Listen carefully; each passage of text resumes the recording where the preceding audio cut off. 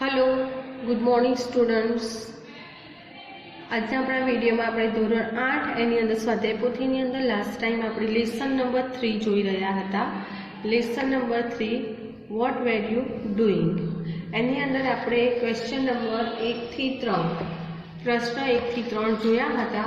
હવે આપણે આવ્યા છીએ પ્રશ્ન નંબર 4। ओके શું છે ક્વેશ્ચન 4 જોઈએ। Join the sentences using and और बट एंड अथवा बटनो उपयोग करी अने वाक्यों जोड़ो। हवे ज्यारे पण आ प्रकारनुं वाक्य रचना होय छे आपणे कई रीते जोड़ीशुं के जो वाक्यने एंड थी जोड़वानुं छे, वाक्यमां बे व्यक्ति के वस्तुनी समानता दर्शावी होय त्यारे आपणे एंड थी जोड़ीए छीए अने विरोधाभास हशे त्यां आपणे एने बट थी जोड़ीशुं। ओके जोईए पहेलुं Raj is a student, Dev is student. Raj विद्यार्थी छे, देव विद्यार्थी छे, बंने स्टूडंट ज छे बराबर। हवे आपणे एने जोड़ीशुं तो जे सरखा शब्दों छे एने रिपीट नहीं करिए, एने एक ज वार लखीशुं। तो राज एंड देव एंड थी जोड़ीशुं सरखापणुं दर्शावी छे એટલે કે राज एंड देव। हवे जो राज अने देव बहुवचन थई गयुं छे એટલે are students STUDENTS Raj and Dev are students. Okay बीजू सेंटेन्स जोईए। Mohan is fat, his brother is thin. Mohan जाडो छे, हिज ब्रदर इज थीन एनो भाई पातळो छे। बेमां विरोधाभास छे એટલે બટથી જોડીશું એટલે આખા વાક્યની વચ્ચે આપણે બટ મૂકી દઈશું કે Mohan is fat but his brother is thin. Mohan is fat but his brother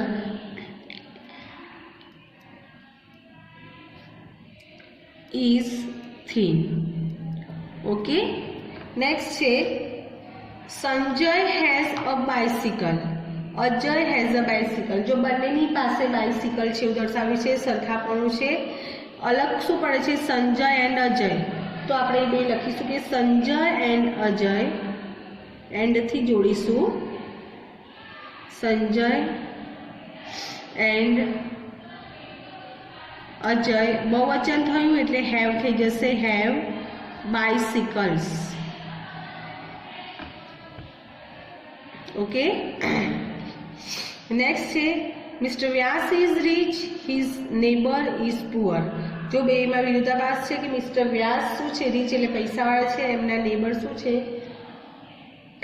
गरीब छे। तो बट थी जोड़ी दईशुं कि mister Vyas is rich but his neighbour is poor. Mr. Vyas is rich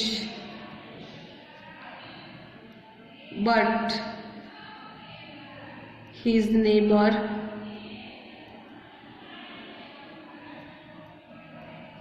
is poor। पर एना नेबर એટલે પાડોશી છે ગરીબ છે। नेक्स्ट है प्रीति इज ईटिंग अ मैंगो। प्रीति केरी खाई रही है। Megha is eating a mango बने में समानता है कि बने केरी खाई रहा है। तो प्रीति एंड मेघा बहुवचन थयुं એટલે इजनु थई जशे are eating mangoes. Preeti and Megha जो बहुवचन थशे એટલે इजनु थई जशे are eating mangoes. Okay next है Nitin is strong, Ankit is weak. Nitin strong એટલે મજબૂત છે, અંકિત વીક એટલે નબળો છે। તો બેમાં વિરોધાભાસ છે એટલે બટથી જોડીશું કે Nitin is strong but Ankit is weak. Nitin is strong but Ankit is weak. Ankit is week. Okay ત્યારબાદ છે Question number 5. Arrange the sentences in the correct order and write the story. આ વાક્યો આપ્યા છે એને યોગ્ય ક્રમમાં ગોઠવી અને સ્ટોરી લખવાની છે. કઈ સ્ટોરી છે આપણે જોઈ લઈએ એકવાર. So he drove him into the rice field. Okay, આ સ્ટોરી ડોંકી વાળી છે જે આપણે આગળ ટેક્સ્ટ બુકમાં પણ જોઈ ગયા છીએ કે ધોબી છે, એની પાસે ગધેડો છે, એને રોજ ચરવા માટે ખેતરમાં છોડી આવે છે. ખેતરના માલિક જ્યારે જોવે એને કાઢી મૂકે છે. બરાબર. એકવાર સેન્ટેન્સ તો ગુજરાતી જોઈ લે પછી એને અરેન્જ કરીએ. So he drove him into the rice field nearby. Nearby એટલે નજીકના, એટલે એને નજીકના રાઈસ ફિલ્ડ એટલે ચોખાના ખેતરમાં દોરી જતા, મૂકી આવતા. He put a tiger skin on the donkey. તેણે વાઘની સ્કિન ડોંકી પર મૂકી. And drove him into the field, અને એને ખેતરમાં દોરી ગયા, મૂકી દીધો. The farmers caught the donkey with the tiger skin. ખેડૂતોએ ગધેડાને ટાઈગરની સ્કિન સાથે પકડી લીધો. And beat him with sticks, અને એને સ્ટિક એટલે લાકડીથી ફટકાર્યો. When the farmers saw the donkey they drove him out of there field. જ્યારે ખેડૂતો ગધેડાને જોતા એ એને ખેતરની બહાર હંકારી દેતા. અ ધોબી હેડ અ ડોંકી. ધોબી પાસે એક ગધેડો હતો. The donkey enjoyed eating in the field of whole day. ગધેડાએ આખો દિવસ ખેતરમાં ખાવાની મજા લીધી. The poor donkey decided never to go the field again. ગધેડાએ ક્યારેય ફરીથી ખેતરમાં ન જવાનું નક્કી કર્યું. The farmers thought that it was a real tiger. ખેડૂતોએ વિચાર્યું કે તે ખરેખરમાં વાઘ છે. He was so happy that he began to bray loudly hee haw hee હો. એટલો ખુશ થયો કે એને ખુશીથી ગધેડું મૂકવાનું શરૂ કરે. હી હો એમ કરવા લાગ્યો. The dhobi was so poor that sometimes he could not buy foods for the donkey.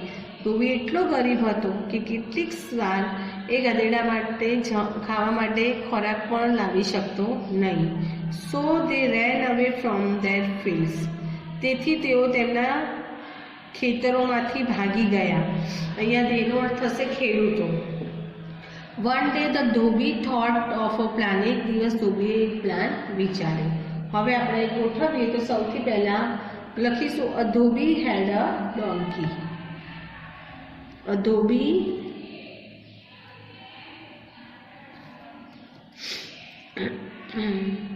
Head a donkey.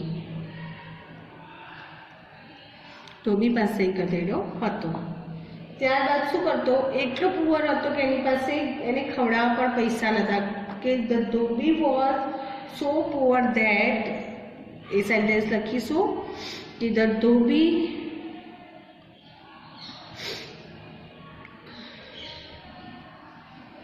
was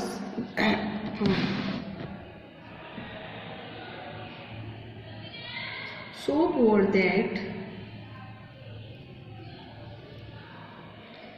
sometimes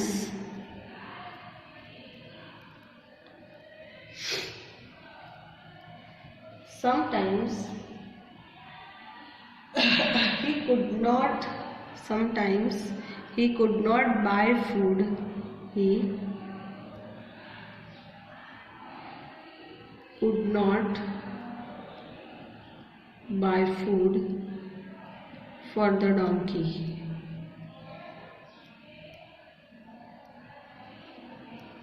okay, એટલે શું કરતો, ખોરાક નહોતો એટલે કે એને ખેતરમાં મૂકી આવતો એને.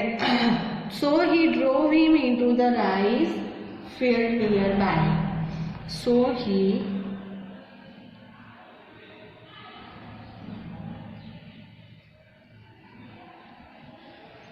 drove him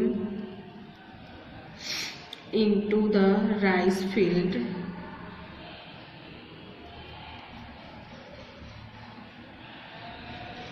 nearby. ઓકે, તો શું થતું કે જ્યારે એ મૂકી આવતો ત્યારે ખેડૂતો જોતા એટલે એને ખેતરની બહાર કાઢી મૂકતા. તો van the farmers saw the donkey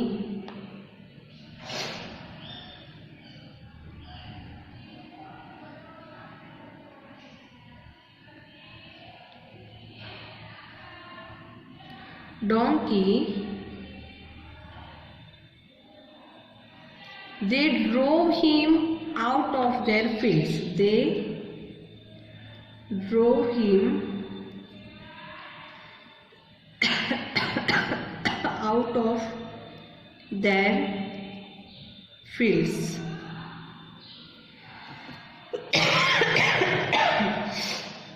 પછી શું થયું કે એકવાર ધોબીએ પ્લાન કર્યો, ખુલ્લું જ છે, ઓકે. ત્યારબાદ આવશે કે ધોબી પછી પ્લાન કરે છે. તો one day the dhobi thought of a plan. One day the dhobhi thought of a plan. એક પ્લાન વિચારે છે. શું કરે છે કે ટાઈગરની સ્કિન લાવીને મૂકે છે. તો હી put a tiger skin on the ડોન્કી. A sentences આપણે લખીશું કે હી put a tigers skin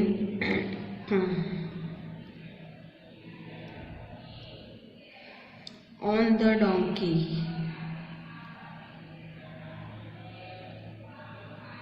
and drove him into the field. And drove him into the field.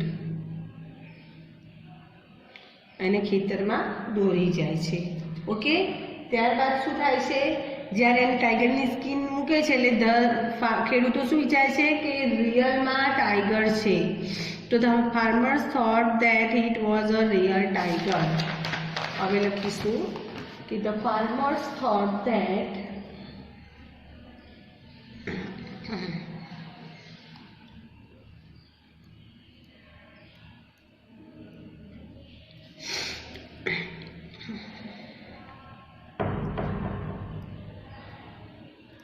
it was a real tiger. It was a real tiger. કે ખરેખરમાં વાઘ છે એવું વિચારી લે છે. ઓકે. ત્યારબાદ શું થાય છે કે એવું વિચારે છે એટલે ખેડૂતો ખેતરમાંથી ભાગી જાય છે. સો they ran away from their fields. So they ran away from their fields. They ran away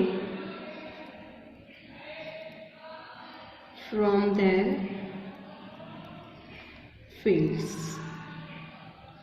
ખેડૂતો ભાગી જાય છે એટલે ડોંકી છે એ તો મજાથી ખાવાની મજા લે છે. એટલે શું થાય છે કે the donkey enjoying eating full the hall day.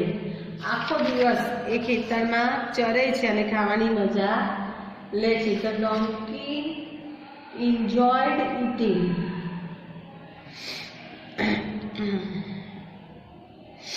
The donkey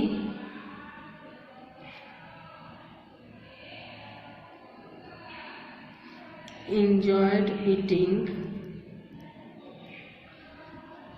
The donkey enjoyed eating in the fields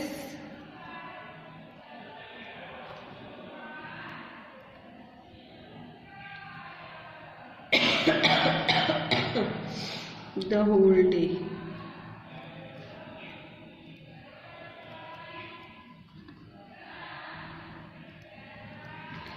એ આખો દિવસ ત્યાં ખાવાની મજા લે છે અને ખાય છે ત્યારે મજા આવે છે એ ખુશ થઈ જાય છે એટલે એ હી હો બોલવાનું શરૂ કરે છે ખુશ થઈ અને શું કરે છે બ્રે લાઉડલી બ્રે એટલે એને ભૂંકવાની શરૂઆત કરે છે મોટું મોટુંથી.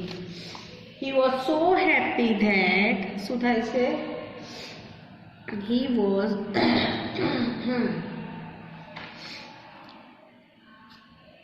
he was so happy that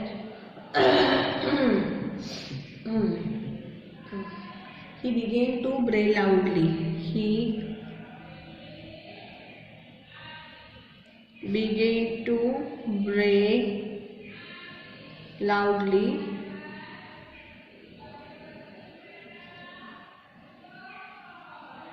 he-ho,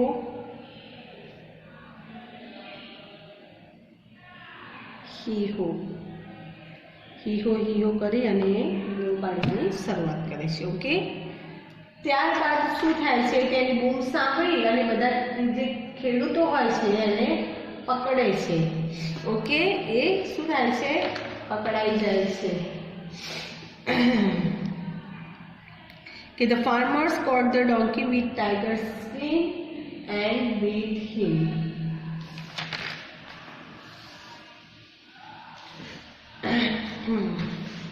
શું થાય છે કે the farmers caught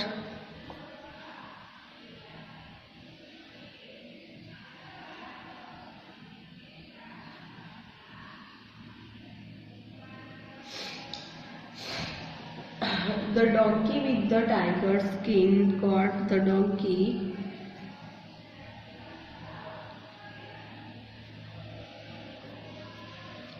with the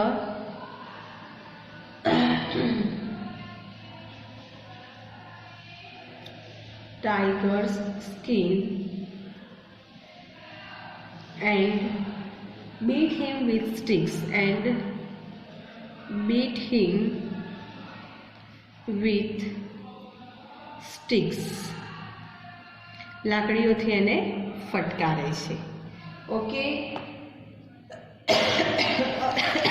કયા સેન્ટેન્સ બાકી રહી ગયા છે? 12 છે. આપણે કેટલા લખ્યા? 1 2 3 4 5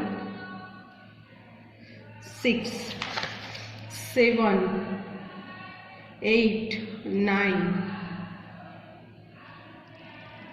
10 ને 11 થયા. એક સેન્ટેન્સ રહ્યું છે. તો હવે લાસ્ટ સેન્ટેન્સ છે કે ડોંકી છે ક્યારેય કોઈ ખેતરમાં નહીં જવાનું નક્કી કરે છે. So the poor donkey decided never to go the field. The poor donkey decided, લાસ્ટમાં લખીશું, the poor donkey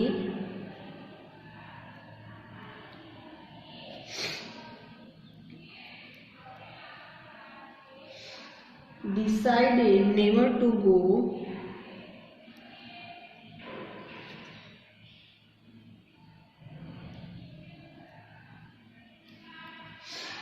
the field again.